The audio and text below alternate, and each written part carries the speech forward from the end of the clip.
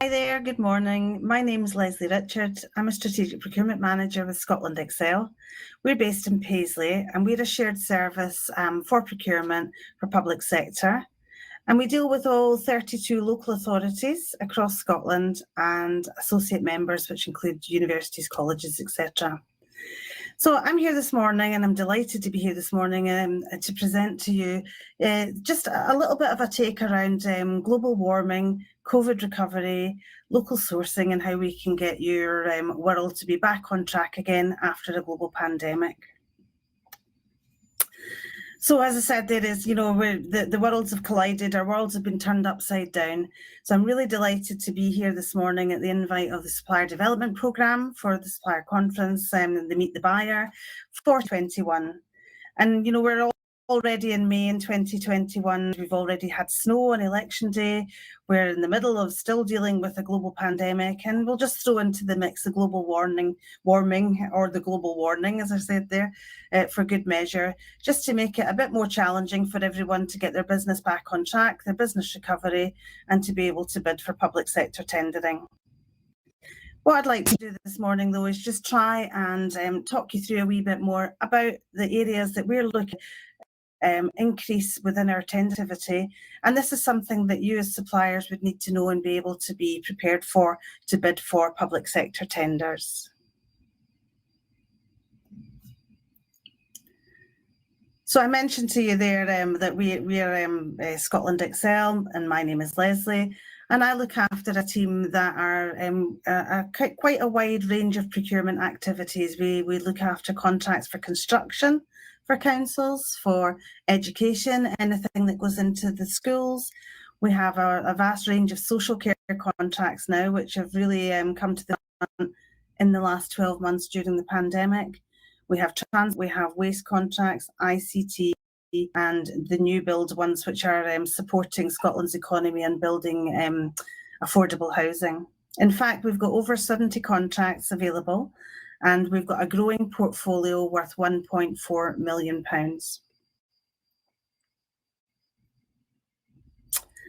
So why am I here this morning, and why am I talking to you about our worlds colliding, our worlds turning upside down, or our worlds being affected by global warming? Well, I'm not sure where you're sitting this morning, but I'm based in Paisley, so I'm right in the heart of Scotland's kind of traditional weaving community. And for me, what matters to me probably matters to all of you as well. It's about creating a fairer Scotland. It's what matters to all of us. It's about how we treat our children, how our future kind of Scotland's going to look for our children. So overall, I just want to share some information this morning that I hope makes you interested and that you think is topical, and that you'll be able to actually bid for these contracts with more of a kind of idea of what is affecting public sector tendering in particular. But all of that adds up to creating a fairer Scotland for all of us, for all our citizens, and for all our future citizens. So I hear you say, what is the ask that we have for climate and procurement change for public sector? Well, you may recall that in April 2019, the First Minister declared a global climate emergency. Now, there has previously been legislation available for climate change, and this came out in 2009, but it was updated in 2019, and that's when the climate emergency was announced and the announcement of net zero emissions by 2045. Now, this has quite big implications for everyone across Scotland. This is for anyone that's owning a business. What does this mean for your fleet, for your the type of fleet that you'll have to use? Are you going to move to electric vehicles? Are you still going to be able to run your business effectively, still making a profit, whilst you're having to deal with everything that the government are asking you to deal with? And we tend to ask you that as well as public sector buyers. So I'd just like to reassure you today that, in the past where you've perhaps felt that a lot of public sector contracts have been around price, there is a lot more coming around now on social value, a lot more weightings on the frameworks to social value. And therefore, this morning, I'm hoping to share some information that you may find useful in order to help you bid effectively in the future. This is a wordy slide of what I've just said to you previously. So if you don't mind I'll probably just move on from this, but the slides will be made available to you afterwards. You'll be able to click on any of these links within this and see exactly what I'm referring to in terms of climate change and the legal obligations that public sector bodies have. We do have to report an annual report, and we have part of that is to report on our climate change and our emissions. So I'll let you read that slide at your own, and I'll just move on. This one is to do with a Scottish Government forum that has been set up. They have set up a climate and procurement forum to mobilise £12.6 billion of annual public procurement spend and to swing it in the right way towards the climate emergency response. There are 5 work streams within this area, and everything is on the table for consideration. You know, how we train our people who are actually doing the tenders, our procurement teams, how we actually report this back into the Scottish Government. But the work stream that I'm leading on with Scottish Government is work stream number 4 within those boxes, and it's supply market engagement. That's why I was really quite excited to come along here this morning and be able to present to you. Because it's a real key thing for us to be able to talk to the marketplace and make sure that you're in the same space that we are in terms of bidding for public sector contracts, and making sure that the message that we deliver is clear and concise for you to be able to bid effectively when we start to put more emphasis on social value and climate change within public sector tenders.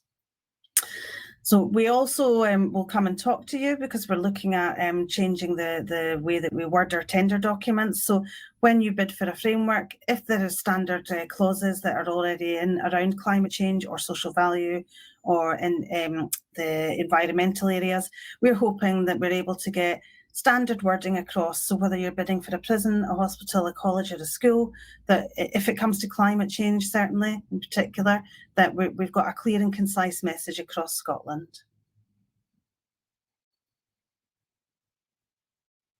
So in terms of what do we think that you need when you're bidding for a contract? Well, I would like to think that you already get quite a lot of help, support, advice, guidance and assistance. Now that could be from the Supplier Development Programme, from Gillian and her team, or it could be from us within local authority procurement, could be from anyone in public procurement. We're here to help and support you bid and win business and try and make sure that we're getting as much business as we can to Scottish suppliers across Scotland, and that will ultimately help us with our climate change challenge by reducing a lot of emissions and mileage, but also helping Scotland recover from the COVID-19 pandemic and trying to make sure that we're all in a win-win situation together. So this slide is not my best piece of work, I have to own up and be honest about. I've picked the wrong colours for this, but in my keenness to show my greenness, the actual wording's not come out very clearly. However, let me just reiterate some of them to you. These are some of factors for consideration that you will probably see in tender documentation, certainly in the coming months, you know, across public sector. So previously, where we've asked fairly bog standard questions in a tender, you may find that some of the questions start to come out a little bit more from the change side, and they may include things like, okay, waste, and how do you deal with your waste and packaging, your emission vehicles, what's your plans for move electric fleet, if at all? If you're not planning to move to electric fleet, how are you going to counterbalance that? But it's more than that. We're also looking at our workforces and our people, and we're looking at fair practices. And that means, you know, how you develop your teams, how are you upskilling your staff? Is it a good place to work? Are people working there through their own volition and not being forced to work on any factory lines? So there's a whole area that might well come into tender documents that you've not seen before and you might not know how to answer. But we're here to help you, and anything that we can do to make that easier for you, then, you know, please don't hesitate to get in touch with us either after this presentation or via the Q&A at the end. So when I said to you our worlds have been turned upside down, our worlds are colliding, well, let's try and get our world back on track again. We need and we owe it to the world and global society and to Scotland to do our very best to try and recover from this pandemic, but we also want to try and make sure that Scotland comes out as a greener place into this. I think that we can give each other a helping hand. I'd like to think, public sector buyers can help you as public sector bidders work well together and make sure that we're trying to come out of the COVID-19 pandemic in a successful and kind of recoverable manner, that we can all work together and we can try and make sure that we're helping you as much as we possibly can. And how do I think that we might achieve this? Well, let me just go into a little bit more detail. Again, I'm not a big fan of wordy slides, and I do apologise for putting that slide into you this morning. But basically, it's everything that I've just kind of mentioned. How will we do this together? How will we make sure that we can work together to make sure that we're addressing the climate change matters, but that we're being really fair to Scotland and reducing food miles? So let me just show you a couple of areas that we think will come into play when you're bidding for public sector tenders in the future. The good news is that if you are a supplier and you are based in Scotland, then we are actively trying to support you and make sure that we are trying to introduce you onto public sector tendering as much as possible. Now, that's not to say if you're a supplier that's joined us this morning and you're not in Scotland, that we're actively saying that we're not interested in trading with you. That's just not the case. But we've got lots of innovative ideas up our sleeves for how we can make everybody across Scotland and across the UK work better together to make sure that we're getting the best products into the schools and the colleges and the hospitals and the prisons at the right price at the right time, but also taking all of this into consideration, things like reducing our food miles and our travel miles, how we can support the Scottish economy, seeking innovative partnerships to find solutions for Scotland. So that could mean that we pair you up with someone else in the supply chain. If you've only got an item and not a whole basket of items that you can deliver into schools, we've got different mechanisms that we can make available to you to try and make sure you can get your products into the Scottish public sector. And that could be where we have a supply-only bid. And as I said, we would pair you up with a distributor if you're a manufacturer of only one item. And we've had some real success with that, getting some Scottish food products into the school menus across Scotland. I'd just like to concentrate on our areas just to finish off this presentation this morning, because I'm sure you would rather chat to us than have the death by PowerPoint that I've just delivered to you. So just 4 examples for you where we're working with key stakeholders across Scotland to meet our commitments for climate change. And within Scotland Excel, these examples will give us now electric charging points, energy efficiency, frozen foods, and our food portfolio and Greenfleet proposals. So with electric vehicle charging infrastructure, I'm sure you can't have failed to hear it on the radio and in the news what the Scottish Government's plans are for the phasing out of certain types of vehicles over the next 10 years. So with that in mind, do we think that Scotland's ready for this? Probably not, if we're honest, at the moment. But we're working with a lot of our Scottish suppliers and the Scottish Government to make sure that we've at least got the supply, installation and maintenance ready for the council depots, the council fleet areas, council offices, schools, and other kind of local authority areas across Scotland. We're working very closely with Scottish Government on this, and this will be key to the climate change plan.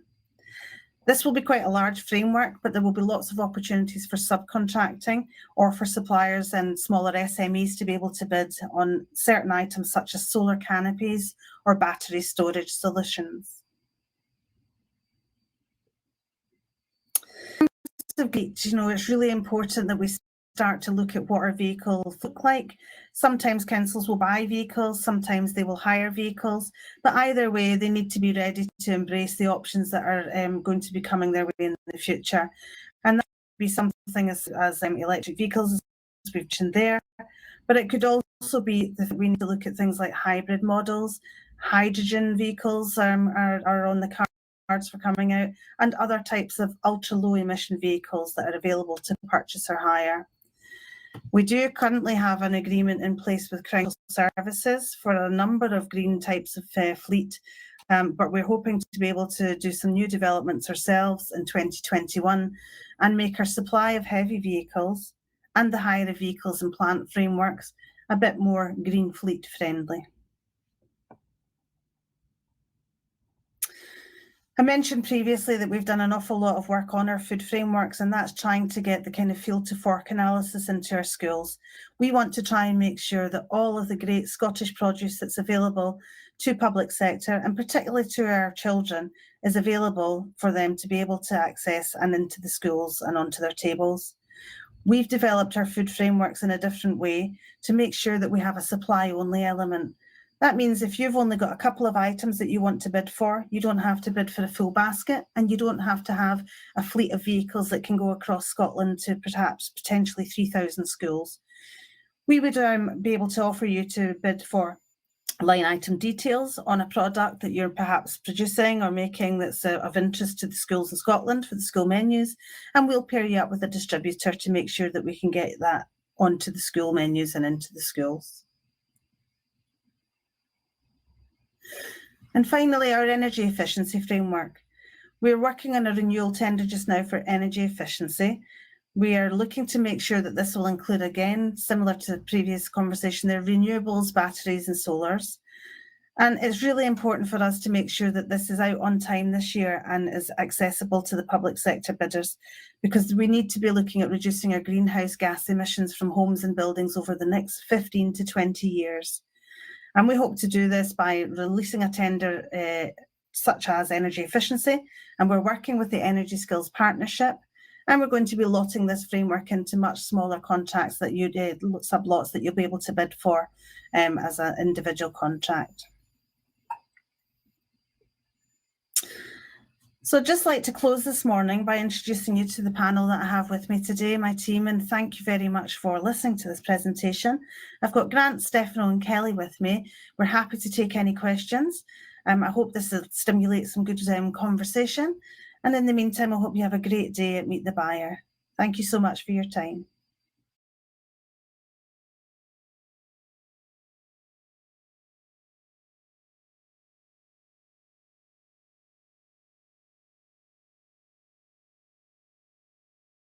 Much for watching that presentation this morning. I hope that there was some information within that presentation that you found useful, and I hope that so far that you've enjoyed chatting to people and being able to meet some people on the stands this morning. I'm here this morning with my colleagues Grant, Stefano and Kelly, and we're happy to answer any questions that you might have about anything that was within that presentation that you may have found interesting, but we're also happy to answer any general questions that you might have around anything to do with public procurement. So my colleague Stefano is going to monitor the chat, and hopefully you'll start to put in some questions to us and have a conversation going. We've got about 10 minutes to have a chat with you this morning. So if there's anything at all that you want to ask us, and it could be regarding fleet or any of the areas we made reference to, then please feel free to put in a question. We already have some questions in the chat, so I'll start passing them on to you. The first one, it's for Lesley. As you have said, we are seeing more detailed questions around environmental. As you have said, we are seeing more detailed questions around environmental targets, in particular waste. How would you suggest we monitor how much we recycle? So that's a good question, and actually I'm probably going to pass it on to Grant, who looks after the waste category in more detail than myself. Grant, are you available to answer that? Yes, thanks, Lesley. In terms of monitoring, I think it's important, obviously, for your own business's perspective, but obviously if you're wanting to take on public sector contracts, it's really important that you monitor how much you recycle, because certainly in the Scotland Excel tenders, or certainly the majority of them, we will be asking questions like that, and we are looking for data around recycling targets, tonnages of waste, the landfill avoidance, that type of thing.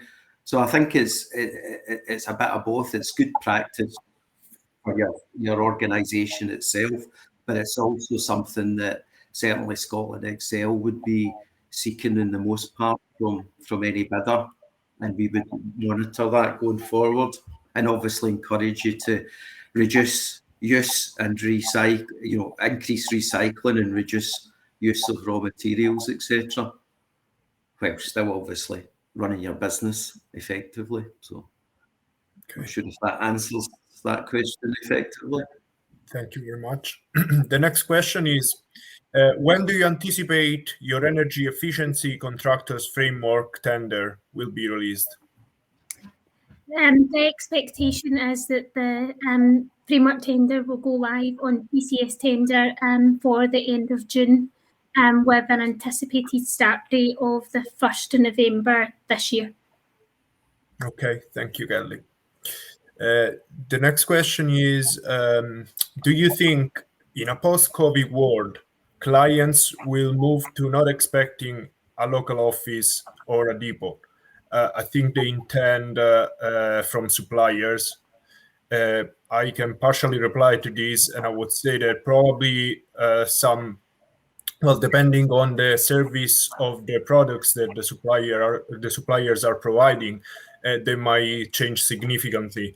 Obviously, if you're a service provider, it's easier for you in general not to have an office, so that might be the case in the future. But for some other types of business, I think it's essential that you still have like a physical place, like a depot or an office.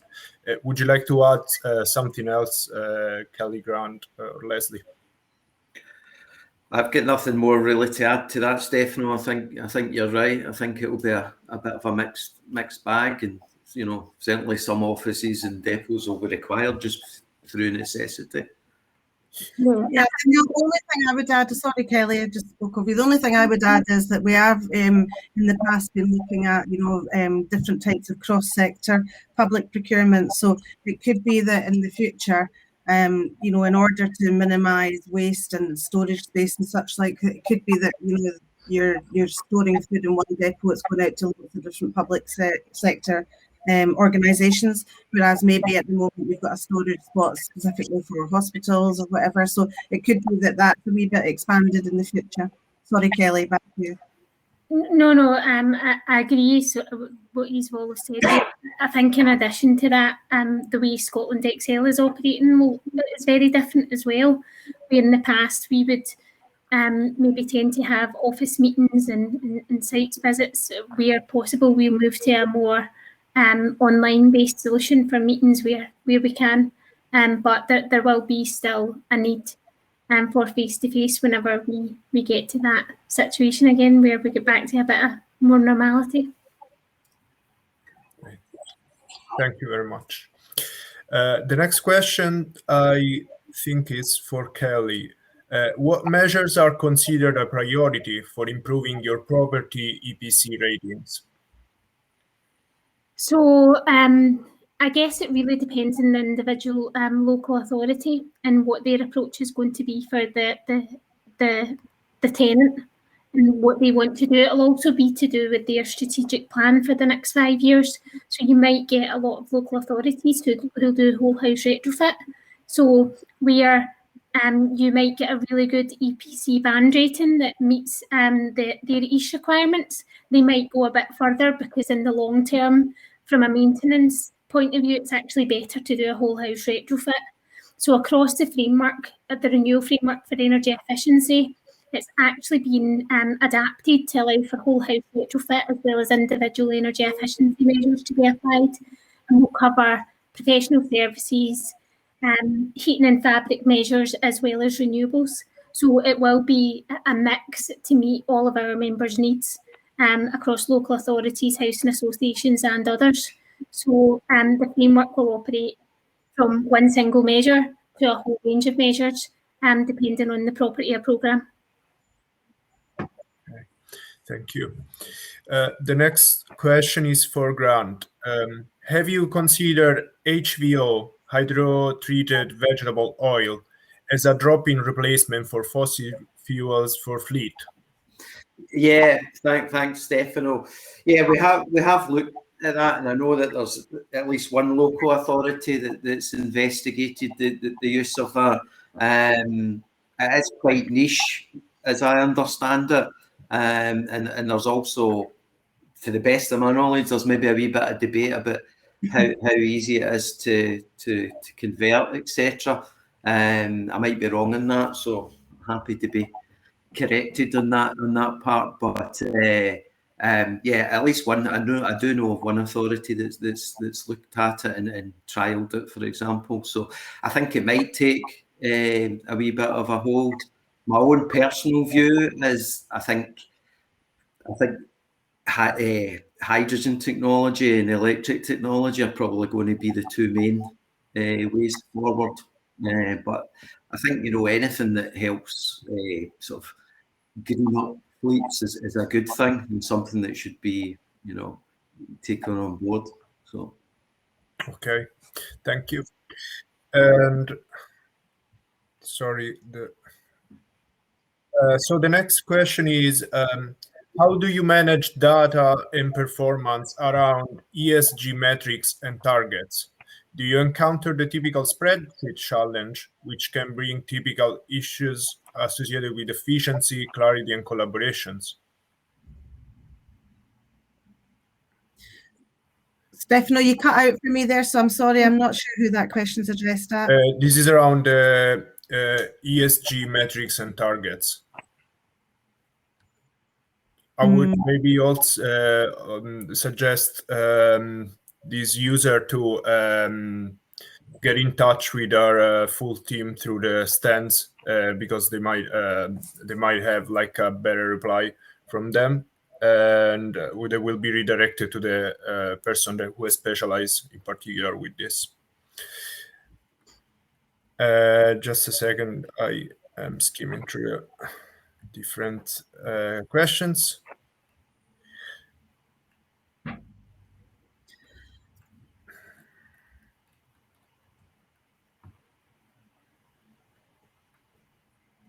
Okay, another question on the energy efficiency tender.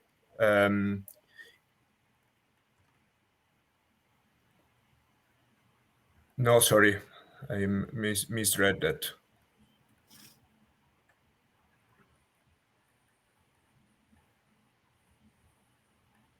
Okay, this is for Grant.